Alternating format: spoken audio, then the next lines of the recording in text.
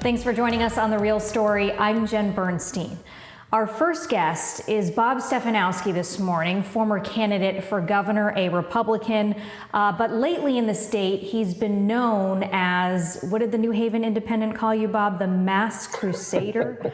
You started getting masks for people in Connecticut, PPE, much needed. You started this organization called Masks for Connecticut with Amy, your wife, and you've been doing drives around the state. So tell me about how this all got started, and thanks for being with us this morning. Thanks, Jen. Good to see you. Yeah, it was around the end of March, and we were reading stories about nurses putting these surgical masks, which are supposed to be disposable, putting them in paper bags at night, writing their name on it, and using them day after day. We heard about caregivers going into rest home facilities where they knew a patient was infected, yet they still went in there every day without any protection whatsoever. So we used some business contacts that I had. We called around. We found a seller down in New Jersey, of all places, that had masks. We went down the next day. We made sure they were FDA approved and they were all legitimate. We put them in a truck and we drove them back. That was 100,000 masks. We thought they would last several weeks. They lasted a day. And we've been going ever since, Jen.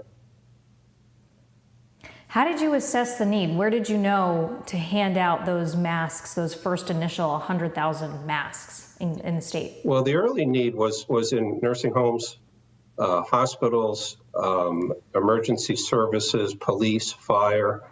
They were all going out on calls and had nothing. So they were really, really grateful when it came in.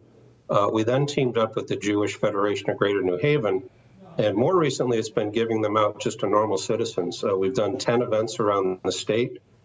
We hand out 5 surgical masks. The car drives up. They open their back window. We toss them in, and they're on their way. And people are incredibly grateful. I think they view it as a sense of security. And they can go out, and they can wear these masks, and they feel better about it. We've had a lot of help along the way, and we're very happy about what we've done. We're at the 1.2 million masks delivered, and we're going to keep going because there's a need out there. Yeah, I had seen that this past week you had hit that milestone of over 1 million masks. I mean, that is just pretty mind-boggling and pretty incredible. Is it all from this one dealer in New Jersey, or did you source them from other places as well? Well, we've gone other places. The prices come down. At the start, they were about 75 cents a mask, and we've made sure to share the name of our dealers with everyone. In fact, a couple of the larger hospitals put big orders in. It's hard for the government to do it because they've got a lot of procurement rules. And when you go down to one of these places and they actually have masks in stock, you've got to send a wire that day. You've got to put them in the back of your truck. They don't want to hear about payment terms. They don't want to hear about filling out a lot of forms because they've got more demand than they have supply. So you need to be nimble and you need to do it yourself. And we've been fortunate to get that many in. And some of the stories you hear, Jen, we had one woman, unfortunately, she had leukemia, so she was very high risk for COVID. She drove up and she'd been wearing the same mask for 5 days. And we tossed a couple packs in and she said, "Thank you so much. This will help keep me safe." So it's really been, compared to politics, Jen, it's a really rewarding experience to actually be able to directly help people. Yeah, and talk about politics right now. I mean, you've paired up with people from across the aisle. You did an event in New Haven that included the mayor of New Haven, who's a Democrat, as well as some of the other Democratic leaders in our state. And just going back for a second to what you had just talked about, I was going to ask you, as a private citizen, it must be much easier to get these masks than the government, because, the next question is, did you share your contact with the governor? Have you talked to the governor about this? But it sounds like it would be hard and there's a lot of hurdles for Connecticut to be able to do what you did. Is that true? Yeah, we shared it same day. Jen, coming back from the broker, I think it was March 31st. I'm not sure what they did with it. I know they've got a lot of other rules that they have to deal with, but in a situation like this where you're in a crisis, you just got to go get them. When you've got, when you have caregivers going into nursing homes that they know are infected, or even people like the state wardens who are bringing, inmates around the correction facilities, you've got to drop protocol. you got to forget about the rules and you got to get down there and you got to get them and bring them back and keep people safe. So we're proud that we've, not just me and Amy, but a lot of people have pitched in to really make this a great effort. Where is the need now, would you say? We still get calls from the nursing homes. They're still not where they need to be. A lot of it now, though, is private citizens. They're starting to be more accessible, these masks, but some places they're charging $5 a mask or $10 a mask. If you've got a family of 5, that's a lot of money. And we get some older people that, they don't really want to go to the supermarket. They can drive up in their car. You don't even have to get out of your car. The events are amazing, Jen. They start at 8 o'clock, 7 o'clock in the morning. The first cars start lining up at 4:30. We hand out about 50,000 masks every single time. We had one in Woodstock earlier in this week. We keep thinking that demand is going to slow down, but it's as in need as it was 3 weeks ago. So we're going to keep pushing it. I was about to say, there's no plans to stop it at this point. You're just going to keep going while the need is still there? No, I've had a ton of great donors. Maskforconnecticut.org.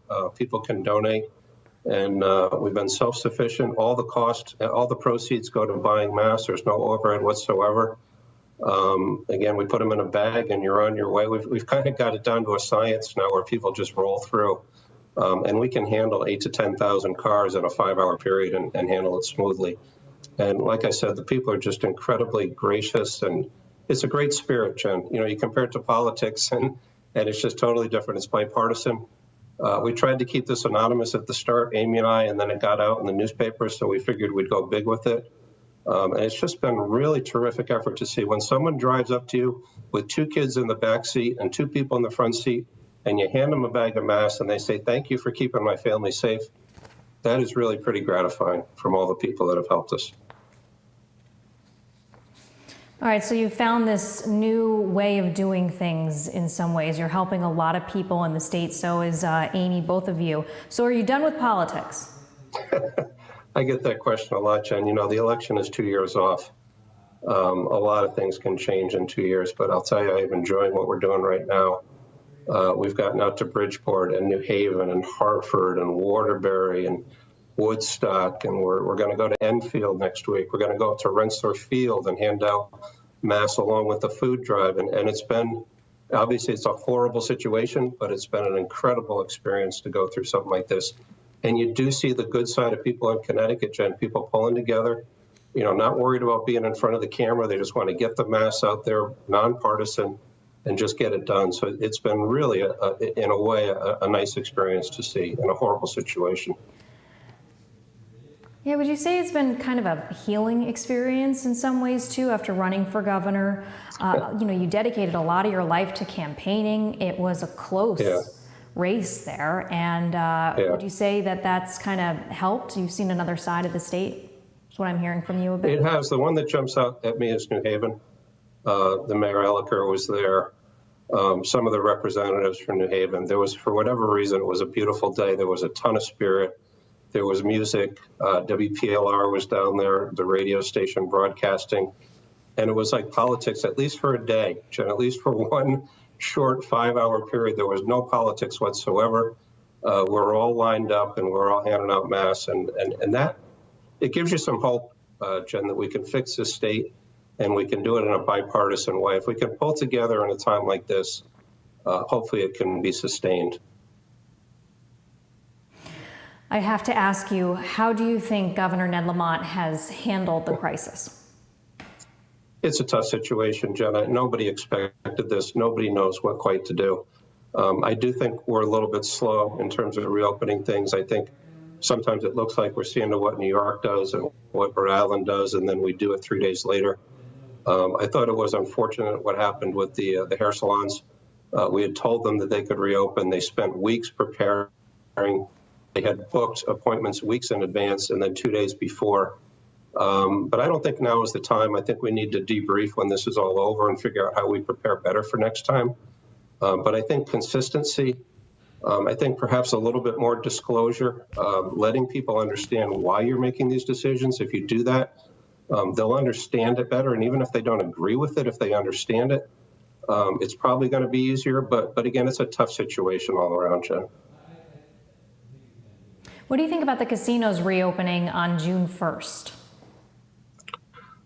I think the governor's been slow on that as well. I don't think there's been enough communication between his office. We just did an event up at Mohegan. We had 50,000 cars run through. And again, I think it's transparency. At least sit down and have some, have some more discussions about when to open, how to open. It doesn't seem like there's been an open dialogue around that. And again, we got to put Connecticut first. We can't be watching about what Massachusetts does and what Rhode Island does. We should be using this as an opportunity. It's a horrible crisis, but we should be using it as an opportunity to change the way we operate, to attract jobs back to Connecticut, to build into new industries like the supply chain and healthcare, and really to leverage what they have. When you have an earth-shattering event like this, it's a horrible thing, but it cleans the slate, creates an opportunity for us, and we should really be taking advantage of that in Connecticut.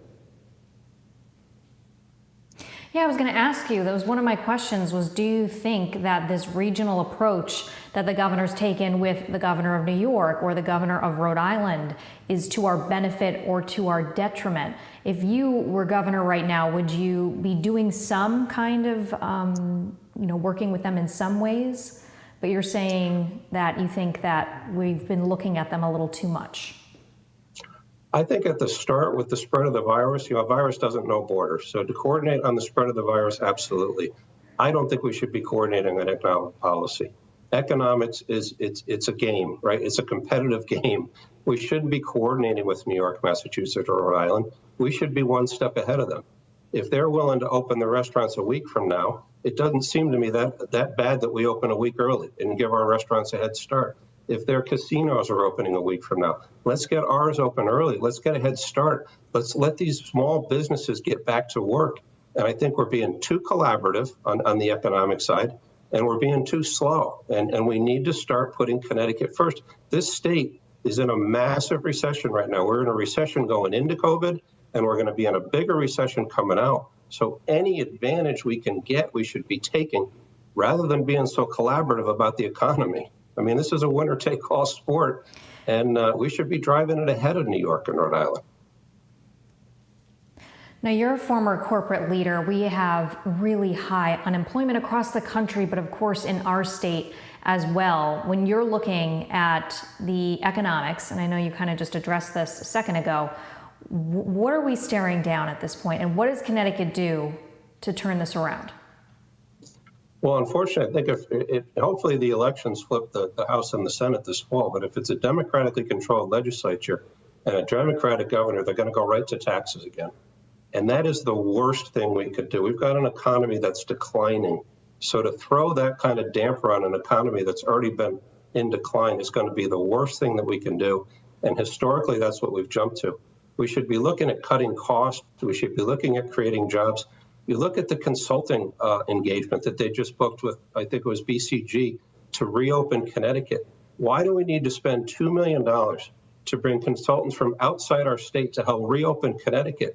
With that $2 million, we could have used it to keep 100 businesses open. We could have helped them make payroll for another 2 turns and let those businesses survive, instead of spending $2 million of discretionary money to go out of state to reopen Connecticut that we should be able to do ourselves. So I think we need to get back to the discipline, lower cost, less taxes, create jobs, all the things that have been happening at a national level, which was driving this economy. Look at the stock market right now. We should be learning that in Connecticut and not going back to what we did before this crisis started. All right, Bob Stefanowski, former candidate for governor, and now the masked crusader in Connecticut. Again, the New Haven Independent calling you that. I really appreciate your time this morning, and keep up, the good work of getting those free masks to people in Connecticut, because it's certainly making a difference. Appreciate it. Thank you, Jen. Thanks so much for having me on. Appreciate it. All right, coming up, Senator Richard Blumenthal is going to join us. He's going to talk about what Washington is doing next to help you get through this next period of the COVID-19 pandemic. Stick around. We'll be right back.